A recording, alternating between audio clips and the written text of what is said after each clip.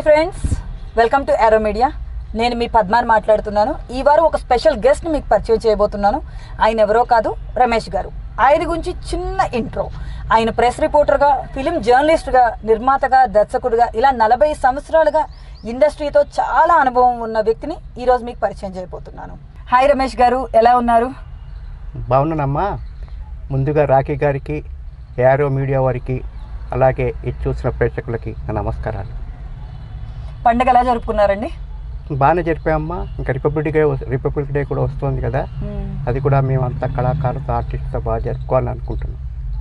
Okay Ramesh గారు, మీ flash back గురించి కొంచెం మా ప్రేక్షకులకు చెప్తారా? అంటే బాల్యం, ఫ్యామిలీ గురించి. తప్పకుండా అమ్మా. నేను తూర్పుగోదావరి జిల్లా సామర్లకోటలో పుట్టాను. నవంబర్ 25 పుట్టాను. 1963లో పుట్టానమ్మా.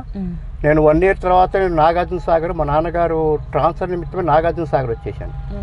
నాగార్జున సాగర్ ఇంటర్మీడియట్ డిగ్రీ చదువుతున్న టైంలో నేను సినిమా రంగం వైపు కొద్దిగా నాకు ఆసక్తి పెరిగాను. అప్పుడే గురువు గారు, మా ఈనాడు రిపోర్టర్ అప్పారావు గారి వాళ్ళ ప్రోత్సాహంతో నేను ఆంధ్రపత్రిక రిపోర్టర్గా స్టార్ట్ చేశాను మన లైఫ్. నా సినిమా పట్టు కరుణామయుడమ్మ, విజయచంద్ర గారి సినిమా. అప్పటి నటీనటులు అందరినీ చాలామంది ఇంటర్వ్యూ చేశాను. అట్లా ఇట్లా చేశాను. కరుణామయుడిలో ప్రత్యేకత కాసేపు నాకు చెప్తాను. ఆ రిపోర్టర్గా చేసుకున్న తర్వాత కొన్ని రోజుల తర్వాత ఆంధ్రపత్రిక అక్కడ మూతపడింది, మూసేశారు. తర్వాత హైదరాబాద్ షిఫ్ట్ అయ్యాను. 20 సంవత్సరాలు హైదరాబాద్కి వచ్చి నా భార్య, 2 ఆడపిల్లలతో నిశ్చయమంగా హ్యాపీగా ఉన్నాను. మా నాన్నగారి పేరు వెంకటాచార్యులు. ఆయన తుని, తూర్పుగోదావరి జిల్లా సామర్లకోట, శ్రీకాకుళంలో తహసీల్దార్గా పనిచేసి ట్రాన్స్ఫర్ నిమిత్తం నాగార్జున సాగర్ డ్యామ్ వచ్చారమ్మ. మా అమ్మగారు హౌస్ వైఫ్ అమ్మ. అంటే నాకు సంవత్సరం అప్పుడు నాగార్జున సాగర్ వచ్చేసామమ్మ. అన్నయ్యలేమో అక్కడ జాబ్ చేసే కొత్తగా వచ్చారు. నా అన్న తహసీల్దార్గా, అన్నయ్యలేమో గవర్నమెంట్ జాబ్లో స్థిరపడ్డారు. నాకు చిన్నప్పటి నుంచి అక్కడే ఉన్నాను నాగార్జున. అమ్మగారేమో house wife. ఓకేనండి, మీరు నాగార్జున సాగర్లోనే చదువుకున్నారా? మీరు ఎంతవరకు చదువుకున్నారు? అవునమ్మా, నేను నాగార్జున సాగర్ ఇంటర్మీడియట్ కాలేజ్ చదివాను. తర్వాత BA ప్రైవేట్గా పాస్ అయ్యానమ్మా. అక్కడ హిల్ కాలనీలో నేను పుట్టినప్పటి నుంచి ఉన్నాను. నా 16 ఏళ్ల వయసులోనే ఆంధ్రపత్రిక రిపోర్టర్గా, పార్ట్ టైం రిపోర్టర్గా అవకాశం వచ్చింది. అప్పట్లోనే కరుణామయుడి షూటింగ్ చేస్తుంటే విజయచంద్ర గారు ప్రోత్సాహంతో మా గురువు గారు ఈనాడు అప్పారావు గారు ఉండేవారు. ఆయన ద్వారా నేను రిపోర్టర్గా అడుగుపెట్టాను. పట్టు సినిమాతోనూ విజయచంద్ర గారిని ఇంటర్వ్యూ చేసే అవకాశం నాకు వచ్చింది. ఇంతవరకు మీరు ఏ డైరెక్టర్స్, ఏ రిపోర్టర్స్తో ఇంటర్వ్యూ చేశారు? ఫస్ట్ కరుణామయుడమ్మ. చాలామంది తెలియని విషయం ఏంటంటే కరుణామయుడికి డైరెక్టర్ గారు విజయచంద్ర గారు అనుకుంటారు, కానీ కాదమ్మా. భీమ్ సింగ్ గారు మా దైవం సినిమా తీశారు అప్పటి NTR గారితో హిట్ సినిమా. ఆయన గారు కూడా చాలా హెల్త్ ప్రాబ్లంలో కారులోంచి డైరెక్షన్ చేసేవారమ్మా.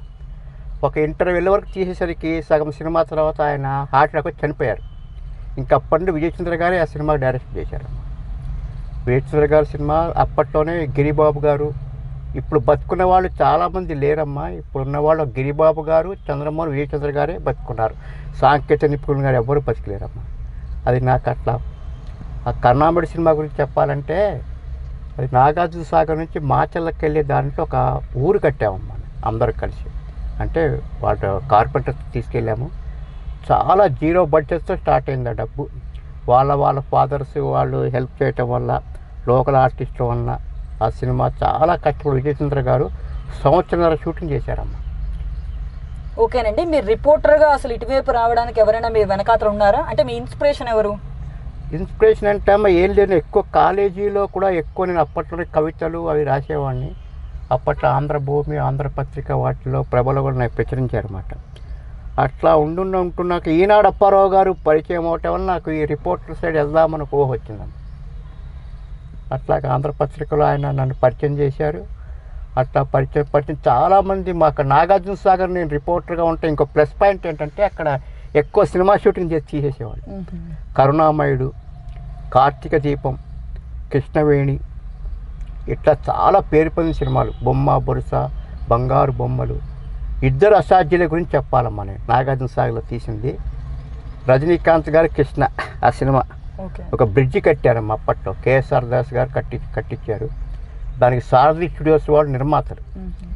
అయితే ఏంటంటే ఆ బ్రిడ్జి రజనీకాంత్ని అసలుకి ఎవరు గారి పాపం ఏమనకూడదు, కానీ అసలు ఫ్యాన్స్ ఆయన చూసేవాళ్ళు కూడా చాలా మంది లేరు. అసలు ఎక్కువ కృష్ణతోనే ఎక్కువ చాలామంది ఫోటోలు దిగటము, ఓ రజనీకాంత్ గారు పక్కన కూర్చొని బిడీలు దాటము, టీలు దాటం చేశాను. అసలు రజనీకాంత్ యాక్ట్ అవుతాడు అనుకున్నాం అసలుకి. అట్లానే పెద్ద యాక్ట్ అయిపోయాడు.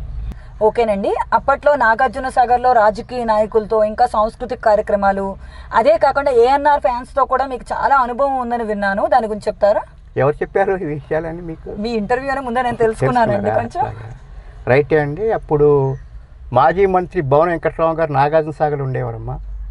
ఆయన అక్కడ ఇంకో రెండో వైపుతో ఉండేవారు. డాక్టర్ గారితో గిరిజ గారు చాలా మంచి వ్యక్తులు. ఆయన నాకు ఆంధ్రపత్రిక రిపోర్ట్ వల్ల పరిచయం అమ్మా. ఆయన వల్ల మేము చాలా సాంస్కృతిక కార్యక్రమాలు నిర్వహించాము. డాక్టర్ శ్రీనారాయణ రెడ్డి గారిని, గుమ్మడి గారిని, మిక్కిలినేని గారిని ఇట్లా పిలిచి మేము సన్మానాలు చేయటము, కల్చర్ ప్రోగ్రామ్ చేయటం చేశాం. అట్లాగే జానారెడ్డి గారు ఇప్పుడు నాగార్జున సాగర్కి మళ్ళీ పోటీ చేసిన ఎమ్మెల్యే గారు, ఒకప్పుడు హోమ్ మినిస్టర్. ఆయనకు నాకు చిన్నప్పటి నుంచి, అంటే ఆయన కాదు నా చిన్నప్పటి నుంచి పరిచయం నాకు. అప్పుడు ఆంధ్రప్రదేశ్ ఉండటం వల్ల ఆయనకి చాలా మేము రాజకీయాల్లో తిరిగామనబడి ఆయన ఏ పార్టీలో జానారెడ్డి గారు గెలిచేవారమ్మ. ఒక్కసారి ఓడిపోయారు. అట్లా నాగార్జున సాగర్లో భవన వెంకట్రావుతో, జానారెడ్డి గారితో, హైదరాబాద్కి వచ్చాక పద్మారావు, మన సవితా ఇందారెడ్డి గారితో, రాజశేఖర రెడ్డి గారితో కొద్ది పరిచయాలు ఉన్నాయి. అంటే మేము రిపోర్టర్స్ కాబట్టి ఏ పార్టీ సంబంధం లేదు, కానీ వాళ్ళు మంచిగా హెల్ప్ చేశారమ్మా. చాలా మంచి వ్యక్తులు అందరూ. అప్పట్లో రాజకీయ నాయకులు చాలా బాగుండేవారమ్మా. ఇంకా సంస్కృత కార్యక్రమాలు అంటాం. 81లో నాగార్జున సాగర్లో నేను రెయిన్బో కల్చర్ అసోసియేషన్ స్థాపించానమ్మా. సరిగ్గా 40 సంవత్సరాలు. అప్పుడు ఫస్ట్ ప్రదీప్ గారు అంటే యాంకర్ ప్రదీప్ కాదు, అప్పుడు పుట్టే ఉండబోచ్చి ముద్దమందార హీరో ప్రదీప్, ఆయనతో ఫస్ట్ కార్యక్రమం నిర్వహించాము. తర్వాత నేను చాలా ఎండమూరి వీరేంద్ర గారిని, ఎద్దనపూడి శిరోచనరాణి గారిని, శోభన్ బాబు గారిని, చాలామంది యాక్టర్స్ని ప్రతి సంవత్సరం ఒక్కొక్క తీసుకొచ్చి చేసేవాళ్ళం కార్యక్రమాలు. అట్లా ఫేమస్ అయ్యాను. రెయిన్బో అనేది ముందు పెన్ ఫ్రెండ్స్తో ద్వారా స్థాపించాము. అంటే లేఖల ద్వారా ఎంతోమంది ప్రతి జిల్లాలో 100 చొప్పున అప్పట్లో 24 జిల్లాల్లో 24 మంది ఉండేవాళ్ళు. ఇప్పుడు పెన్ ఫ్రెండ్స్ తగ్గిపోయారు కాబట్టి ఫోన్ ఫ్రెండ్స్ అని చెప్పి మా సోషల్ మీడియా కంటిన్యూ చేస్తున్నాము. మళ్ళీ వచ్చే నెల కానీ ఉగాదికి నాడు కానీ పెద్ద ఎత్తున 40 సంవత్సరాలు సంబరం చేయబోతున్నాం. అయితే మీరు రెయిన్బో తెలుగు ఛానల్ పెట్టడానికి కారణం కూడా ఇదేనా? అవునండి. ఎందుకంటే నేను కాలేజీలో కల్చరల్ అసోసియేషన్ కల్చర్ సెక్రటరీగా పోటీ చేశాను. అయితే నేను ఓడిపోయానమాట. అంటే చెప్పాలంటే ఒక అమ్మాయిలే నాకు వేశారు ఓట్లు. అమ్మాయిల ఫ్యాన్స్ ఎక్కువ ఉన్నారు అయితే. అమ్మాయిలు ఓట్లు వేశారు. నా ఫ్రెండు అప్పుడు ఐజక్ బాబు గెలిచారు. ఆయనకి అబ్బాయిలు ఎక్కువ వేయటం వల్ల కల్చరల్ సెక్రటరీకి అబ్బాయి గెలిచాడు. అయినా అతనికి అంత కల్చర్ ఫీల్డ్ ఇంట్రెస్ట్ లేకపోయినా గెలిచాడు. నేనేమో ఆయనకు సపోర్ట్గా ఎన్నో కల్చరల్ సెక్రటరీ. తర్వాత నాగార్జున సాగర్ కాలేజీలో ఇంటాడ్ క్లబ్ అని ఉండేదమ్మా. దానికి ఈ అనుభవంతో నేను కార్యదర్శిగా గెలిచాను, ట్రెజరీ సెక్రటరీ కార్యదర్శిగా. అప్పుడు మళ్ళీ ఎన్నో సంస్కృత కార్యక్రమాలు లైన్ వీళ్ళ ఆధ్వర్యంలో వాళ్ళంతా ఇంటాడ్ క్లబ్, లైన్ క్లబ్ ఆధ్వర్యంలో ఎన్నో కార్యక్రమాలు చేశాము.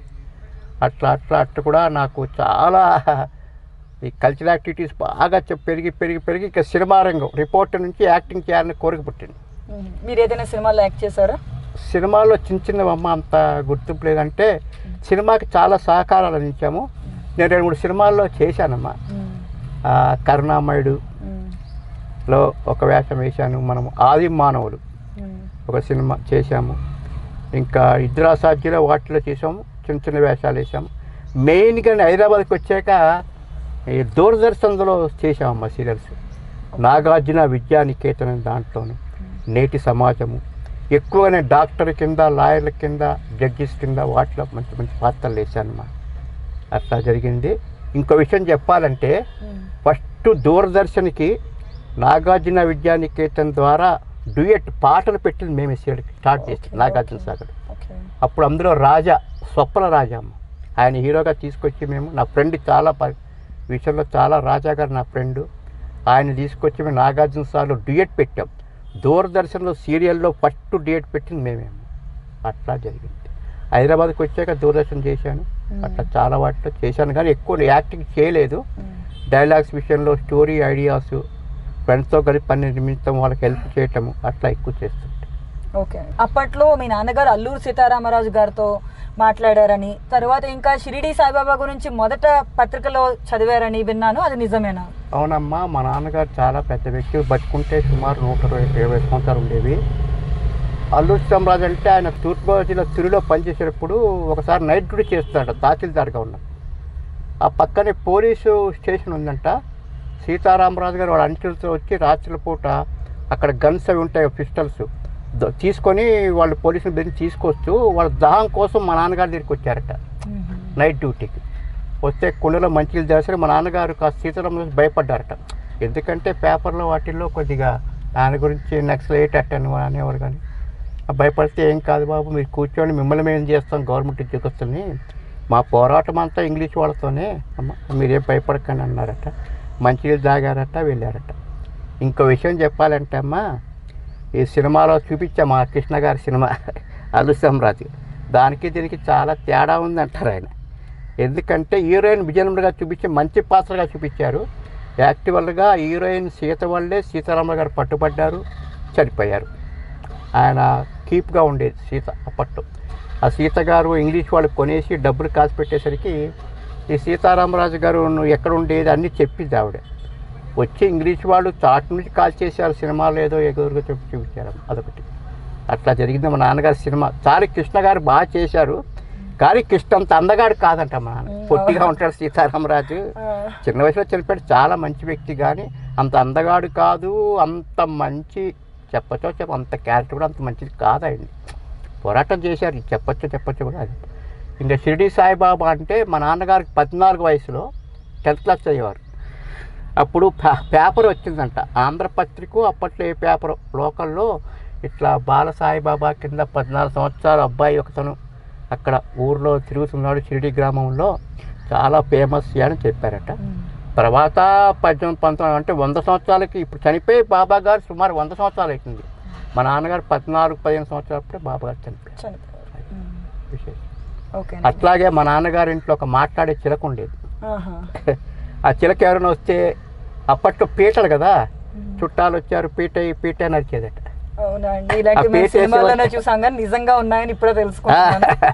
అప్పుడు పీట వేస్తే మా నాన్నగారికి ఎవరు ఫ్రెండ్స్ చుట్టాలు వచ్చారు, ఆ పీట వేస్తే కానీ అది అరవకుండా ఉండేదట. అట్లాగే మా నాన్నగారికి ఒక కుక్క ఉండేదమ్మ, కుక్క పనులు చేసేదట. ఓ సంచి మెల్లో చెల్లించి మా నాన్నగారికి ఒక దశతో వచ్చారు, పెద్దమ్మ గారు ఉండేవారు, ఆవిడ గుడ్డే ఆవిడ, ఈయనొక్కడే మాట కొడుకు. అయితే ఆ కుక్కకి మెల్లో సంచేసి పంపిస్తే వెళ్ళి కిరాణాకి వెళ్ళి సరుకులు తీసుకొచ్చేదంట. ఇట్లా మాట్లాడే చిలక కుక్క ఆవిడతో బాగా మా నాన్నగారికి అనుబంధం ఉండేది. బాగుందండి, చాలా బాగా చెప్పారు. మాకు తెలియని ఎన్నో విషయాలు మీరు చెప్తున్నారు. అదొక గ్రేట్. ఎప్పుడైనా మా నాన్నగారు సీతారామరాజు చూసా, నాకు బాగా చెప్పేవారు. అప్పట్లో ఫోటోలు లేకపోవటం వల్ల పేపర్ కట్టింగ్స్ అయితే ఉన్నాయి. సో అట్లా మీరు ఇంట్రెస్టింగ్ స్టోరీస్ అని వినడం వల్లే మేబీ రిపోర్టర్గా అయ్యారేమో. అవునవును, నాకు ఇప్పటికీ చాలా హైదరాబాద్లో కొన్ని మ్యాగజైన్స్. ఇంకో విషయం చెప్పాలంటే, శ్రీరాముడికి సీత చెల్లైతుందని ఆర్టికల్ నేను రాశాను. ఓకే, అది అసలుకి ఎక్కడా వినలేదు మీరు. నాగార్జున కొండవాడు ఒక మ్యాగజైన్ వేశారు, నాగార్జున సార్. కొన్ని ఆధారాలతో వాళ్ళు ఇప్పటికీ శ్రీరాముడు చెల్లెలు సీతనే అంటారు. అది ఆర్టికల్ పట్ల ఆంధ్రపత్రిక స్పెషల్ ఇంట్రెస్టింగ్ స్టోరీగా పంపిస్తే చాలా బాగా దానికి రెస్పాన్స్ వచ్చింది. నేను హైదరాబాద్కి వచ్చాక కొన్ని పేపర్స్కి హెడ్డింగ్స్ పెట్టాను నేను. ఉదాహరణకి అందరూ ఏం రాశారంటే, చంద్రబాబు నాయుడు ఓడిపోయినప్పుడు కానీ, రామారావు ఓడిపోయినప్పుడు కానీ ఏం రాశారంటే, ఘన విజయం సాధించారు, ఓడిపోయారని రాశారు. నేనేం రాశానంటే, ముఖ్యమంత్రి ఎమ్మెల్యే అయ్యారని రాశాను. ఆయన ఓడిపోయారు, ముఖ్యమంత్రి ఎమ్మెల్యేగా గెలిచారు, అలా రాశాను. ఇంకొకటేమో కేసీఆర్ గారు బాగా సభ పెట్టినప్పుడు కరీంనగర్కి బాగా జనం వచ్చారు, ఆ జనం బాగా వచ్చారు, భారీ సంఖ్యలో వచ్చారు రాసి. నేను హెడ్డింగ్ ఏం పెట్టానంటే, అప్పట్లో ఆంధ్రపత్రిక కూడా పార్ట్ టైం రిపోర్టర్గా పనిచేసి హైదరాబాద్కి వచ్చారు. జజ్జనకరి జనారే, జనమంతా కరీంనగర్ అని. దానివల్ల కొన్ని హెడ్డింగ్స్ నేను పర్ఫెక్ట్ పెడతాం వల్ల నాకు కొద్దిగా ఎక్కువ పేరు వచ్చింది. అట్లా ఈ మెయిన్ శ్రీరాముడి చెల్లెలు సీత అనేది చాలామంది కాంట్రవర్సీ నాస్తికులు వాళ్ళు. దాని తర్వాత ఇట్లా హెడ్డింగ్స్ పెట్టడం నాకు చాలా ఇంట్రెస్ట్ అమ్మ. అలాగే హ్యూమన్ ఇంట్రెస్టింగ్ స్టోరీస్, హైదరాబాద్లో చిత్రగుప్తుడి దేవాలయము, అట్లాగా ఒక పిల్లి ఎలక కుక్క ఒక చోట సాహసం చేసే విషయాలు, ఒక బిచ్చగాడిని దేవుడిగా పూజిస్తారు లంగరోస్లో, అదొకటి. చార్మినార్లో మనకి తెలియని గంగా గోదావరి నీళ్ళు అమ్ముతుంటారు, చాలామంది తెలియదు. ఓల్డ్ సిటీలో ఈ గంగా నది గోదావరి నది స్టాక్ పెట్టి నీళ్ళు అమ్ముతుంటారు, చాలామంది తెలియదు. ఇంకోటి ఏంటంటే, అఫ్జల్గంజ్ పరిసర ప్రాంతాలలో ఇవన్నీ ఆర్టికల్స్ సంబంధించిన పేపర్లో వెళ్ళి ఇంటర్వ్యూ చేసి రాసి, అక్కడ పరిసర ప్రాంతాల్లో నేను ఒక ముస్లిం ఆయన శాకాహార భోజన హోటల్ పెట్టారు, ముస్లిం ఒక బ్రాహ్మణ ఆయన చికెన్ సెంటర్ పెట్టారు. ఓ ఎక్కడ అది బ్రాహ్మణ్ వ్యక్తి చికెన్ సెంటర్ అది? ఆ చికెన్ కూడా అఫ్జల్గంజ్ నుంచి మనము ఇక్కడ ఇది ఏమంటారు కార్వాను పురాణపూర్ సైడ్ ఆ రూట్లలో పెట్టారు. ఇది చాలా హైలైట్ చేశాను. అట్లా జర్నలిజం పైకి వచ్చాను. కొద్దిగా హెడ్డింగ్లు మెయిన్ వల్ల తర్వాత నేను సినిమా రిపోర్టింగ్ చేయను. అందరు ఇంటర్వ్యూ చేశానండి. ఇంతవరకు ఎంతమంది ఇంటర్వ్యూస్ చేశారు? అబ్బాబ్బా నేను ఇప్పుడు సుమారు 200-300 మంది చేశానండి. నేను ఇంటర్వ్యూ చేయని వ్యక్తి ఒక ఎన్టీఆర్, సీనియర్ ఎన్టీఆర్ చూశాను, మాట్లాడే ఇంటర్వ్యూ కుదరలేదు. మామూలు తెలుగు యాక్టర్లు ఏఎన్ఆర్ దగ్గర నుంచి ఇప్పటి వరకు జూనియర్ ఎన్టీఆర్ అందరిని చేశాను. చిరంజీవిని, కమల్ హాసన్ గారి ఇంటర్వ్యూ నాకు ఇష్టము, అమితాబ్ బచ్చన్ గారు, రజనీకాంత్ గారు, వాళ్ళ ముగ్గురు ఇంటర్వ్యూ నేను చేశాను. వాటిని చాలా రకరకాల పత్రికలు పనిచేశాను. మీరు చేసిన ఇంటర్వ్యూలో ది బెస్ట్ ఇంటర్వ్యూ అంటే మీకు ఏముంది? నాకు ఇష్టమైంది ఎక్కువ అంటే అమ్మ నేను ఎక్కువ కమెడియన్స్ ఎక్కువ చేశానండి. కామెడియన్స్ని వాళ్ళకన్నా మీరు చాలా ఇంట్రెస్ట్ అంటే ఎవరు చెప్పి రజనీకాంత్ గారి ఇంటర్వ్యూ తెలుగు రాదానికి పక్కన ఒక మనిషి ఉండేవాడు అప్పట్లో ఇద్దరాస్టార్ జిల్లా సినిమాకి, ఆయన ఇంటర్వ్యూ చేశాను. అది రజనీకాంత్ గారు అని చెప్పాలి. అమితాబ్ బచ్చన్ గారు నాకు ఉట్టి బయోడేటా వరకే ఇచ్చారండి, ఎక్కువసేపు మాట్లాడలేకపోయాను. కానీ ఆయనతో కలిసి ఫోటో దిగే అవకాశం కోరింది. అట్లాగా అమితాబ్ బచ్చన్ సూర్యవంశం అండి. వెంకటేష్ గారిని అమితాబ్ బచ్చన్ గారిని ఒకేసారి ఇంటర్వ్యూ చేశాను నేను. అది ద్విభాషా చిత్రం తీశారు నాగార్జున సాగర్లో, ఎత్తిపోతల ప్రాంతంలో. అక్కడ ఏంటంటే ఒక సీన్కి అమితాబ్ బచ్చన్ గారు నుంచోబెట్టేవారు, దానికి ఈవి సత్యనారాయణ గారు డైరెక్టర్ హిందీ సినిమాకి. ఆయన తీసి అదే సీన్లో వెంకటేష్ గారు నుంచోబెట్టేవారు. దానికి నా భీమా శుభాకాంక్షలు డైరెక్టర్ అమ్మ, ఆయన పేరు మర్చిపోయాను, భీమారావు గారు చేశారు. అట్లా ఎక్కువ వెంకటేష్, అమితాబ్ బచ్చన్ గారి ఇంటర్వ్యూలు, రజనీకాంత్ చెప్పచ్చు. హీరోయిన్స్లో ఎవరున్నారు చేసిన వాళ్ళు? నేను చేసింది రంభ, శ్రీదేవి, రమ్యకృష్ణ. ఇప్పటి వాళ్ళంటే తమన్నాని, చార్మి, వాళ్ళందరూ. ఏ ఇంటర్వ్యూ మీకు బాగా నచ్చింది హీరోయిన్స్తో చేసినప్పుడు? సౌందర్య, రంభ. సౌందర్య సినిమా చేశాను. జగపతి బాబు, హలో బ్రదర్, నాగార్జున గారు, రమ్యకృష్ణ, సౌందర్య సినిమా అన్నపూర్ణ స్టూడియోస్లో. అప్పుడు నాగార్జున గారు బాగా పరిచయం. దానికన్నా ముందు మజ్జునుకి వచ్చారండి రజనీను, నాగార్జున. అప్పుడు వాళ్ళకి ఎక్కువ మేము సహాయ సహకారం ఏఎన్ఆర్ అసోసియేషన్ తరపున. అప్పుడు నాగార్జునకి అంత పేరు లేదు కాబట్టి చాలా వాళ్ళకి ఏఎన్ఆర్ గారు, నాగార్జున గారిని మేమంతా దగ్గర అన్నీ చూపించి ఆయన బాగా ఒక మా ఫ్రెండ్లీగా ఉండేవారు. తర్వాత హలో బ్రదర్ నాగార్జున గారితో, అన్నమయ్య. అప్పుడు నేను రంభని, సౌందర్యని, రంభతో చేసింది కృష్ణ సినిమా అండి, దాంతో కాదు. సౌందర్యను మన హలో బ్రదర్. ఓకే, ఏఎన్ఆర్ ఫ్యాన్స్తో మీకున్న అనుబంధం ఏంటి?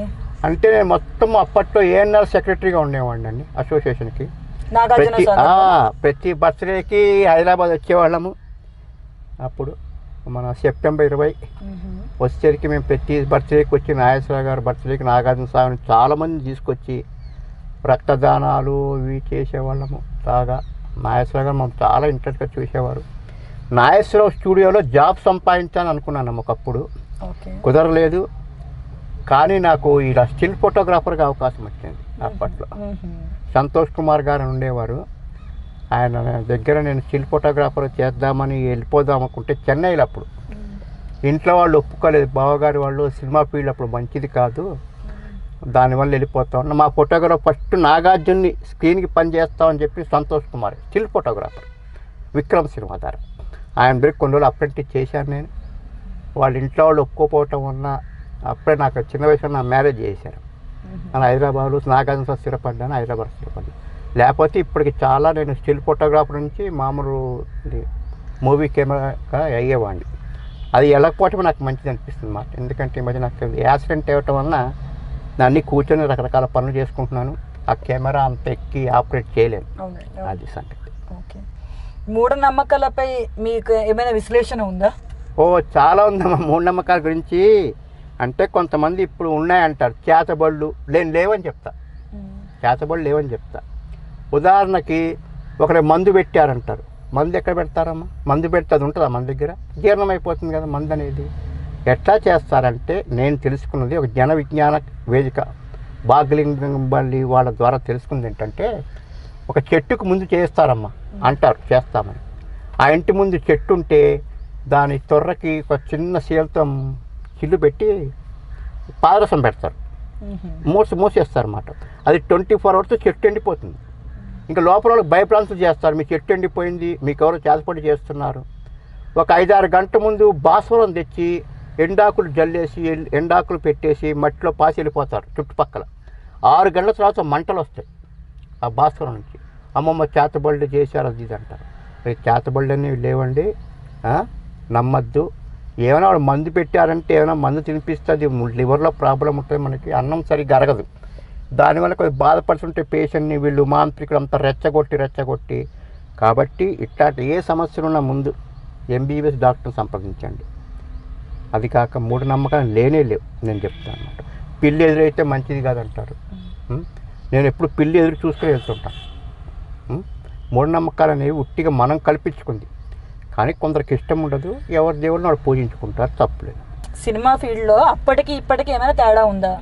మార్పులు అంటే అప్పుడు ఏంటంటే ఇప్పుడంతా గ్రాఫిక్స్ చెప్పకూడదు, కానీ ఇప్పుడు యాక్టింగ్ రాకపోయినా చేయొచ్చు. అప్పుడు అక్కడ డూప్స్ ఉపయోగించేవారు, కానీ కొంతమంది యాక్టర్స్ చాలా రియాసత్ చేసేవారు, డ్రామాల్లాగే చేసేవారు. పెద్దవాళ్ళంటే గౌరవం. అసలుకి డైరెక్టర్ వస్తే ప్రొడ్యూసర్స్ ముందు హీరోలు రాయస ఇంటారో దగ్గర నుంచి ఎవరైనా సరే శోభన్ బాబు, కృష్ణ గారు అసలు కూర్చునేవాళ్ళు కాదు. ఇప్పుడు హీరోల ముందు డైరెక్టర్ నిర్మాతలు కూర్చోవడానికి భయపడుతున్నారు. అట్లా ఇప్పుడు అంత గ్రాఫిక్స్ డామినేషన్ చేసేస్తాం. చేయటంలో యాక్టింగ్ చేసినా చేయకపోయినా ఎవరైనా డబ్బులు ఉన్నాడు హీరో, లేకపోతే డబ్బులు కోసం అందంగా ఉంటే అమ్మాయి హీరోయిన్. ఇప్పుడు హీరోయిన్కి చెప్పాలంటే మామూలు అందం ఉంటే చాలు హీరోయిన్ వాళ్ళకి వాయిస్ అక్కర్లేదు. ఇదివరకు వాళ్ళే చెప్పుకోవాలి, డబ్బింగ్ కష్టపడాలి, స్టేజ్ మీద యాక్టింగ్ చేయాలి. అప్పట్లో ఆడవాళ్ళు సినిమా ఫీల్డ్ అవసరాలు భయపడితే వాళ్ళు, ఇప్పుడు ఎవరు పడితే వాళ్ళు వస్తున్నారు. అది అంటే మెయిన్ అంటే గ్రాఫిక్స్ని ఎక్కువ డామినేట్ చేయటం వలన సాంగ్స్ కానీ ఫైటింగ్స్ కానీ ఆ పాట ఇప్పుడు అర్థమవుతుందమ్మా. అది ఇప్పటికి కూడా కొంతమంది మంచిగా పాటలు రాస్తున్నారు. సిరివెన్నెల గారు, అనంత శ్రీరామ్ గారు మంచి మంచి పాటలు ఉన్నాయి, ఆదరిస్తున్నారు అనుకుని ఎక్కువ పర్సెంట్ అంటే. అయితే ఇప్పటి హీరోయిన్లు చాలా మంది కమిట్మెంట్స్ అడుగుతున్నారు అని చెప్పి కామెంట్స్ వస్తున్నాయి. అప్పట్లో కూడా అలా ఉండేదా? అప్పట్లో కమిట్మెంట్ ఉండేది కాదు, కానీ అనకూడదు, కానీ ఎక్కువ క్యాస్ట్ పరంగా వచ్చేవాళ్ళమ్మ. ఆ క్యాస్ట్ వాళ్ళకి వాళ్ళు ఎక్కువ ఏమంటారంటే మన ఆంధ్ర సైడు భోగం వాళ్ళు అంటారు, ఏమంటారు, వాళ్ళకు సంబంధించిన వాళ్ళే యాక్టర్లుగా వచ్చేవాళ్ళు. వాళ్ళకి అది తప్పు ఉండేది కాదు. పాత యాక్టర్లు చాలామంది గౌరవ కుటుంబాల నుంచి వచ్చేవాళ్ళు కాదు. గౌరవ కుటుంబాలంటే వాళ్ళు ఆ తల్లులు అమ్మమ్మలు ఆ వృత్తిలో ఉండేవాళ్ళు ఎక్కువ, స్టేజ్ దాట అట్లాంటి వాళ్ళ వల్ల ఈ కమిట్మెంట్ అనే పదం లేదు వాళ్ళకి. అసలుకి అదొకటి ఏమంటారు వాళ్ళని, అది ఒక మాటలో చెప్పాలంటే అసలు ఆ వృత్తి చేసేవాళ్ళు ఎక్కువ యాక్టర్గా వచ్చేవాళ్ళు. ఇప్పుడేమో పాపం అందరినీ వీళ్ళు ఆ వంక పెట్టుకుని అడుగుతున్నారు. అది తేడా. అందరూ అడగరమ్మ, అడిగిన వాళ్ళు అసలు డైరెక్టర్లు కాదు, మెయిన్ డైరెక్టర్ అడగరు ఎప్పటికీ. ఈ సినిమాల మధ్యలో తీసేసేవాళ్ళు, ఆగిపెట్టేవాళ్ళు, కమిట్మెంట్లు. ఎవరో శ్రీరెడ్డి అట్లాంటి వాళ్ళు చెప్తుంటారు, కానీ కమిట్మెంట్లు అనేవి మెయిన్ యాక్టర్లకు ఉండవు. వాళ్ళు ఇష్టం ఉంటే హీరోయిన్స్ వాళ్ళు చెప్పకుండా మామిడి చాటుకపోతే మనం చెప్పలేం. డైరెక్టర్లు ప్రొడ్యూసర్స్ కమిట్మెంట్ అని డైరెక్ట్గా అడగరు. అడిగితే వాళ్ళు ఎందుకంటే మంచి ఒక ఆర్ట్గా యాక్టర్స్గా పైకి రావడానికి చూస్తారు, కానీ ఈ కమిట్మెంట్ల పైకి వచ్చే వాళ్ళకి రారు. అట్లాంటి వాళ్ళకి లేదు సినిమా రంగంలో నా తెలిసినంత వరకు, ఇప్పుడు కూడా లేదు. Okay okay. అయితే నెపోటిజం అనే వర్డ్ ఇప్పుడు బాగా వినిపిస్తున్నది కదా, అంటే వారసత్వంగా హీరోయిన్స్ వస్తున్నారు అని. అలాంటివి అప్పటి నుండి ఉన్నాయా, ఇప్పుడే వస్తున్నాయా? అప్పుడంటే ఫస్ట్ సినిమాతో వచ్చేవాళ్ళండి. ఫస్ట్ సినిమా బాగా లేకపోతే ఆదరించేవాళ్ళు కాదు. అప్పట్లో నాగార్జున ఏమవుతాడు హీరో అనేవాళ్ళు, వెంకటేష్ని అయితే చాలామంది ఒక విధంగా అనేవాళ్ళు. వాళ్ళు యాక్ట్ చేశారు, తర్వాత సినిమాల్లో బాగా యాక్ట్ చేసుకుంటే వల్ల పైకి వచ్చారు. ఇప్పుడు అట్లా కాదు. ఒకవేళ వాళ్ళ ఫాదరు మదర్ కానీ అంకుల్ కానీ బావ కానీ తమ్ముడు కానీ అన్న కానీ ఎవరైనా హీరో అయితే వాళ్ళ సినిమాలు 3-4 ఫెయిల్ అయినా సరే వాళ్ళు డబ్బులు ఉన్న వాళ్ళు కాబట్టి తీస్తూనే ఉంటారు. వాళ్ళ థియేటర్స్ ఉంటాయి, వాళ్ళ థియేటర్స్లో రీచ్ చేస్తుంటారు. అవి హిట్ అవుతుంటాయి, ఫ్లాప్ అవుతుంటాయి. దానికి ఇప్పుడు ఎందుకంటే వారసత్వం అనేది గ్యారెంటీ ఉంది ఇప్పుడు, కానీ ఒకటి టాలెంట్ కూడా చాలా మంచిగా ఒక నాని, రవితేజ, దేవరకొండ విజయ్, కొంతమంది బ్యాక్గ్రౌండ్ లేకపోయినా వాళ్ళ యాక్టింగ్. నా ఉద్దేశం ఒకటే మాటమ్మా, ఏంటంటే వాళ్ళకి టాలెంట్ ఉంటే తప్పకుండా వారసత్వాలు కాదు వాళ్ళ టాలెంట్ ఉండి మంచి యాక్టింగ్ ఉంటే బ్యాక్గ్రౌండ్ లేకపోయినా మంచి టీవీ సీరియల్స్లో కానీ సినిమాలో కానీ పైకి వచ్చే అవకాశం. ఓకేనండి, మీ జీవితంలో మర్చిపోలేని సంఘటనలు ఏమైనా ఉన్నాయా? అంటే చేదు మంచి అనుభవాల గురించి. ఉన్నాయండి కొన్ని. చేదు అనుభవాలు అంటే నాకు యాక్సిడెంట్ అవటమే నా చేదు అనుభవం. ఈ మధ్య ఎప్పుడు అయిందండి యాక్సిడెంట్? ఇది యాక్సిడెంట్ ఎలా అయింది, ఎప్పుడు అయింది? రన్నింగ్ బస్సు నుంచి పడిపోయానండి. ఆ పనిపోట అప్పటికే కొద్దిగా వెన్నుపూస కొద్దిగా పెయిన్ ఉండేది, అది బాగా దెబ్బతింది. ఇంకా చేదు అనుభవాలు పక్కా అంటే నేను అక్కడ ఆంధ్రపత్రిక మూసేయడం, ఒక ప్రైవేట్ జాబ్ చేసేవాడిని అక్కడ కోఆపరేటివ్ డిపార్ట్మెంట్లో. ఆ జాబు ఎన్టీఆర్ సీఎం అవటం వలన తర్వాత మమ్మల్ని కొద్దిగా ఆ ప్రైవేట్ డిపార్ట్మెంట్ తీసేశారు. మేము రిజర్వేషన్ కాదు కాబట్టి మాకు తీసేశారు. ఉద్యోగం పోయింది, ఆంధ్రపత్రిక మూసేశారు. అది చాలా బాధపడ్డా సంగతిని. తర్వాత హైదరాబాద్ వచ్చాను కాబట్టి మా వైఫ్ అప్పుడు టీచర్గా పనిచేసేది, చదివించారు. తర్వాత ఇక్కడ హైదరాబాద్కి వచ్చాక నేను మళ్ళీ పేపర్ రంగంలో ప్రింటింగ్ మీడియాలో బాగా పికప్ అయ్యాను. ఆ చేదు అనుభవం నాకు మంచి అనుభవం అయింది. కొద్దిగా హెల్త్ ప్రాబ్లం ఉన్నా సరే నాకు ఇప్పటికి ఈ రంగమే చాలా బాగుంది, ఇంకా బాగుంటుంది అనుకుంటున్నా ఉన్నంతకాలం. చాలా మంది గుడులు కడతారు, అదే దేవాలయాలు కడతాం మేము అని చెప్పడం విన్నాను. కానీ అమ్మా నాన్నలకు దేవాలయాలు కట్టాలి, స్థాపిస్తున్నాం మేము అండం వెనకాతల ఉన్న ఆంతర్యం ఏమిటి? నేను సామాన్యంగా ఎక్కువ టెంపుల్స్కి వెళ్ళండి, వెళ్ళినా దండం కూడా పెట్టుకోను. నాకు ఈ రాతి దేవుళ్ళ మీద వాటి మీద నమ్మకం లేదు. ఏదో సాయిబాబా గారు ఉన్నారు, ఆయన మంచిగా చేసేవారని చెప్పి ఆయన ఒక గురువుగా పూజిస్తాను. అయితే మొన్న ఈ మధ్య చూశాను, ఈ కార్పొరేషన్ ఎన్నికలు మున్సిపాలిటీ ఎలక్షన్ జరిగాయి కదా, కార్పొరేటర్లు అందరూ వెళ్ళి అమ్మవారి మీద ప్రమాణాలు చేయటము, ఆ చార్మినార్ దగ్గర భాగ్యలక్ష్మి టెంపుల్ దగ్గర ప్రమాణం చేస్తుంటారు. ఒక్కసారి వాళ్ళు ఎప్పుడైనా జీవితంలో అమ్మా నాన్నకి దండం పెట్టారా అడగండి. కనీసం అమ్మా నాన్న చనిపోతే తాతగారి ఫోటో చూపించండి, నేను సడన్గా వస్తాను. ఒకవేళ తాతగారి ఫోటో దండేసి, అమ్మమ్మ ఫోటో దండేసి, నాన్న అమ్మల ఫోటోలు ఎవరైనా పూజిస్తున్నారా? వాళ్ళకి ఉంటే నేను ఎట్లా సరే ₹1,00,000 బహుమతిస్తాను. హైదరాబాద్ సిటీల్లో, పల్లెటూరులో ఉండొచ్చు. నేను అనుకుంటున్నాను మన జన్మనిచ్చిన తెలిసిన నాకు దేవుళ్ళు కింద. అందుకని మన చనిపోయిన అమ్మా నాన్న ఉంటారు కదా, వాళ్ళ ఫోటోలు సేకరించి మా మిత్రులందరూ సహకారంతో, మా 10th class batch, intermediate, degree batch అందరూ కలిసి ఒక అమ్మా నాన్న దేవాలయం నిర్మించుదాం అనుకుంటున్నాం. ఇది మన తెలుగు రాష్ట్రాలు, తెలంగాణ, ఆంధ్రాలో లేదండి, ఎక్కడో కేరళలోనో కర్ణాటకలో ఉందన్న వివరాలు మళ్ళీ సేకరిస్తున్నాము. మేము ప్రతి ఆదివారం, శనివారం వెంకటేశ్వర స్వామి చేస్తారు, గురువారం సాయిబాబాకి చేస్తారు, మంగళవారం ఆంజనేయ స్వామికి, బుధవారం ఇట్లా చేస్తుంటారు. నేను ఒక అమ్మానాన్న దేవాలయం నిర్మించాలని మా బ్యాచ్ అంతా నిర్ణయించుకున్నాము. నాకు చాలామంది ఫ్రెండ్స్ సపోర్ట్ ఉన్నారు. ఇక్కడ మినిస్టర్ గారు వాళ్ళందరూ చాలా పరిచయం, దానికి సపోర్ట్ చేస్తూ ఉన్నారు. అందుకని నాకు జీవితంలో నెక్స్ట్ ఇయరే, బహుశా అసలు ఏప్రిల్ ఉగాదికే స్టార్ట్ చేద్దాం అనుకుంటున్నాను అమ్మా నాన్నకి దేవాలయం. ప్రతి ఆదివారం. ఏ ప్లేస్లో ఉండొచ్చు? ఇది సరూర్ నగర్ ఏరియాలో చేద్దాం అనుకుంటున్నాను. అక్కడ ఎందుకంటే నాకు చాలా ఇప్పుడు సహకారం అందిస్తారు వాళ్ళు అక్కడ యాక్టర్గా. కొంతమంది సినిమా నటీనట్లు, టీవీ యాక్టర్స్ కూడా నాకు సపోర్ట్ చేస్తూ ఉంటారు. అమ్మా నాన్న దేవాలయం ప్రతి ఆదివారం అక్కడ పూజలు చేపిద్దామని అనుకుంటున్నాను. తప్పకుండా దేవుడి దేవుళ్ళ కాదు, అమ్మా నాన్నలు, అమ్మగారు నాకున్నారు, నాన్నగారు దైవం, అట్లనే మా అన్నగారు చనిపోయారు, వాళ్ళందరి అక్కగారు చనిపోయింది, వాళ్ళందరి ఆశీస్సులతో తప్పకుండా అమ్మా నాన్న దేవాలయం నిర్మిస్తాము, అందరం కలిసి నిర్మిస్తాం. తప్పకుండా మీకు ఇది జరగాలని యారో మీడియా తరపు నుంచి మేము కూడా కోరుకుంటున్నామండి. ఓకే అండి, ఏ సీరియల్స్ లో మీరు స్టోరీ ఐడియాస్ ఇచ్చారు అంటే డిస్కషన్స్ కానీ అలాంటివైనా డైరెక్టర్స్ తో జరిగినాయా? దూరదర్శన్లో రామచంద్రరావు గారు డైరెక్టర్ గారు ఉండేవారు. నేను చెప్పా కదా ఫస్ట్ మేము డ్యూయట్ తీసామని చెప్పి, నాగార్జున విద్యానికేతన్, దానికి చాలా వర్క్ చేశాము. నాగార్జున సాగర్లో అన్ని విధాల ప్రత్యక్షంగా పరోక్షంగా వర్క్ చేశాను. తర్వాత నేటి సమాజం, అప్పుడు సారా ఉద్యమం నడిచేది, ఆ కాలంలో సారా ఉద్యమం కోసం పోరాడిన మహిళలతో తీశాము, దానికి రచనా సహకారం అందించాను నేను. ఇంకా చాలా వాటికి, అంటే కొన్ని పేర్లు చెప్పాలంటే మన ప్రేమ పావురాలు ఒక సీరియల్కి చేశాను. ఇప్పుడు ఎక్కువ గోస్ట్ రైటర్గా చేస్తుంటాను. ఇవాళ రేపు అందరూ వాళ్ళ పేర్లు, పూరి జగన్నాథ్ గారు కథలంటే వాళ్ళకి అందరూ చూస్తారు, రమేష్ అంటే ఎవరు తెలుసు చెప్పండి. అందుకని కొన్ని ఐడియాస్, కొన్ని కథలు సీరియల్ ఇప్పటికీ నేను, మా మిత్రులు ఉన్నారు, డైరెక్టర్లు ఉన్నారు, నన్ను ప్రోత్సహిస్తుంటారు. ఇప్పుడు ఎక్కువ గోస్ట్ రైటర్గా పనిచేసుకుంటాను, డైలాగ్స్ రాస్తూనే ఉంటాను, కొన్ని సాంగ్స్ రాశాను, కవితలు రాశాను. ఓకే రమేష్ గారు, మనం ఇప్పుడు చిన్న ర్యాపిడ్ ఫైర్ ఆడదాము. తప్పకుండా.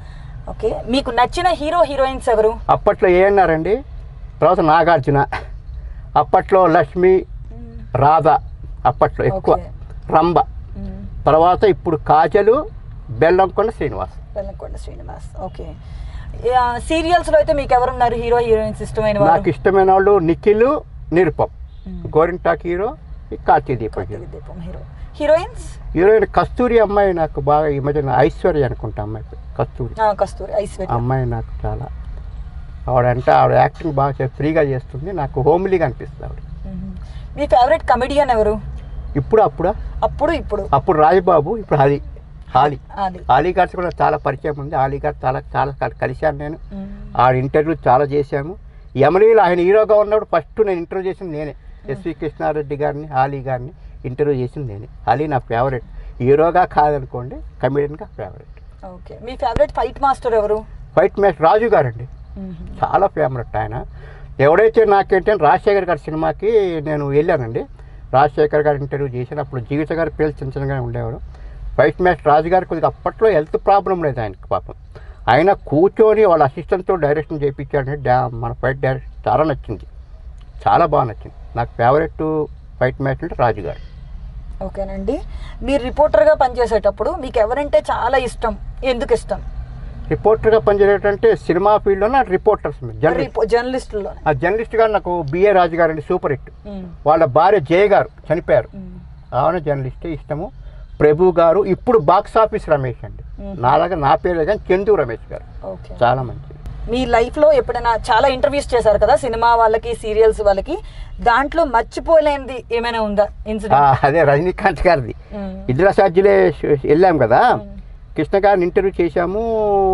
తర్వాత గిరిబాబు గారిని ఇంటర్వ్యూ చేసాం. అప్పట్లో చేశాక పక్కన పాప రజనీకాంత్ గారు స్టూల్ వేసుకొని టీ తాగుతున్నారు. నేను అంత అబ్జర్వ్ చేయలేదు ఆయన్ని, చేయకుండా వెనక రజనీకాంత్ నల్లట ఆయన ఉన్నారు, ఆయన కండక్టర్ అంట, ఏం సార్ మీకు నచ్చారా, ఆయన పైకి వస్తాడని అన్నాను.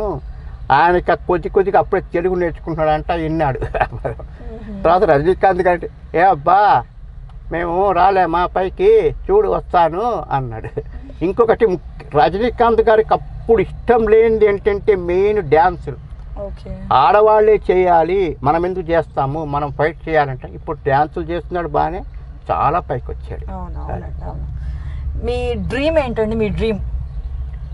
ఆ డ్రీమ్ చెప్పాను కదమ్మా, ఉన్నది అదే, మా అమ్మా నాన్నకి దేవాలయం కట్టాల్సింది, కంపల్సరీ కడతాను. అది నేను ఈ మధ్య అది ఒకటి టాలెంట్ స్కూల్ కూడా మేము ఫ్రెండ్స్ సహకారంతో ఇన్స్టిట్యూట్ జర్నలిస్టులకు వాళ్ళకి రిపోర్టర్కి జర్నలిజం కోర్స్, కరస్పాండెన్స్ కోర్స్ ఇప్పుడు స్టార్ట్ చేస్తున్నాను. కరస్పాండెన్స్ కోర్స్ ఒకటి, డైరెక్టర్గా కొత్తగా వచ్చిన స్క్రీన్ పై రైటింగ్ ఎట్లా చేయాలనేది కూడా కొద్దిగా ఇన్స్టిట్యూట్ స్థాపిస్తున్నాము. అది నేను ఎక్కువ జర్నలిజంలో రిపోర్టర్స్ని, చిన్న రిపోర్టర్ని జర్నలిస్ట్గా చేయాలని నా ఉద్దేశం. మీ ఫేవరెట్ ప్లేస్ ఏంటండి? నాగార్జున సాగర్, విశాఖపట్నం. అంతేనా? ఓకే అండి. ఎక్కువగా మీరు రిపోర్టింగ్ చేసేటప్పుడు చాలా వరకు హీరో హీరోయిన్స్ కలిసానన్నారు కదా, దాంట్లో ఏ హీరోతో ఎక్కువ పార్టీకి వెళ్ళేవారు? పార్టీల కంటే వాళ్ళ పేర్లు చెప్తే బాగుంటుందేమో, ఫీల్ అవుతారేమో, కానీ వెళ్ళాం బాగానే. నిఖిల్, మన ఇంకా రాజా, ఎక్కువ చనిపోయిన రాజా స్వప్న రాజా గారు నాకు చాలా క్లోజ్ ఉండేవాళ్ళు, ఆయనతో చాలాసార్లు వెళ్ళేటవాళ్ళం. మా ఇంటికి వచ్చి సుధాకర్ గారు, ఏ సుధాకర్ అంటే కమెడియన్ సుధాకర్ గారు, ప్రదీప్ గారు అట్లా. ఇప్పుడు ఉన్నారు కానీ కుర్రవాళ్ళు అంతనే వెళ్ళను వాళ్ళతో పార్టీ. ఇంతవరకు మీ ఇంట్లో ఎవ్వరికీ చెప్పకుండా దాచిన విషయం ఏమిటి? ఒకటి ఉంది. నేను చిన్నప్పుడు 7th క్లాస్ చదువుతున్నప్పుడు నేను ఈతకి వెళ్ళాను నాగాంస హిల్ కాలనీలో, నదిలో. నేను అసలుకి ఆ టైంలో కొట్టుకుపోయేటవాడిని. నాతో పక్క వచ్చిన అహ్మద్ అని వచ్చారు, అహ్మద్, కిరణ్ కుమారు, వీళ్ళందరూ కలిసి రక్షించారు. అమ్మకి కానీ నాన్నకి కానీ మా భార్యకి కానీ ఎవరికి చెప్పలేదు ఇప్పటికది, వాళ్ళు బాధపడతారని చెప్పి. చనిపోయేవాడిని 90% అయిపోయింది అనుకున్నా, వాళ్ళు ఎట్లా నన్ను తీసుకొచ్చారు, ఒడ్డుకు చేశారు. అది ఎవరు చెప్పలేదు. ఇంకా అది ఓకే అండి.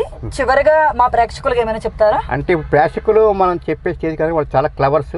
అయితే ఒక విషయం చెప్తున్నాను, మన వాళ్ళు పెద్దవాళ్ళు ఎవరైనా చనిపోతే తద్దినాలు సంవత్సరికాలు అవి చేస్తుంటారు కదా, దాని బదులు ఎవరైనా పుడితే మన ఇంట్లో ఒక మొక్క నాకండి, ఎవరైనా చనిపోతే ఒక మొక్క నాటండి. ఆ మొక్కలు పెద్దవి చెట్లు అవుతాయి, మన అమ్మ గారి నాన్నగారి ఆత్మ ఆ మొక్కల ద్వారా పైకి వస్తున్న నమ్మకం. ప్లీజ్ ఎవరి బర్త్డే కానీ డెత్డే కానీ ఒక మొక్క నాటించండి, నాటండి. అంతే. చాలా మంచి ఆలోచన రమేష్ గారు. ఇప్పటి నుంచైనా అందరూ ఈ వీడియో చూసిన ప్రతి ఒక్కరూ ఇంట్లో మొక్కలు నాటాలని కోరుకుంటున్నాము యారో మీడియా తరపు నుంచి. ఓకే రమేష్ గారు, thank you so much for coming. మీరు యారో మీడియా గురించి ఒక 4 మాటలు చెప్పాల్సిందిగా కోరుకుంటున్నాను. తప్పకుండా అమ్మ. రాఖీ గారు ఈ మధ్య పరిచయం అయ్యారు. ఆయన ఇది మంచి కొత్త ఛానల్ స్థాపించారు. రకరకాల ఆయన ఇంటర్వ్యూ చేపిస్తున్నారు రకరకాల రంగాల్లో వ్యక్తి. అది చాలా నేను మెచ్చుకోదగ్గ విషయము. తప్పకుండా యారో ఇది చాలా పైకొస్తున్న నమ్మకము. నా ఫ్రెండ్స్కి, టీవీ ఆర్టిస్ట్కి, సినిమా తప్పకుండా నేను ఈ ఇంటర్వ్యూ ఇప్పించి రాఖీ గారికి చాలా తోడ్పడతాను. అది పైకి రావాలని కోరుకుంటున్నాను. మీ అందరూ కూడా సబ్స్క్రైబ్ చేయండి అమ్మా. ముందు మంచి మంచి టాలెంట్ని తీసుకొచ్చి నేను ఇంటర్వ్యూ చేయడానికి నేను సహాయ సహకారం అందిస్తాను రాఖీ గారికి. థ్యాంక్స్.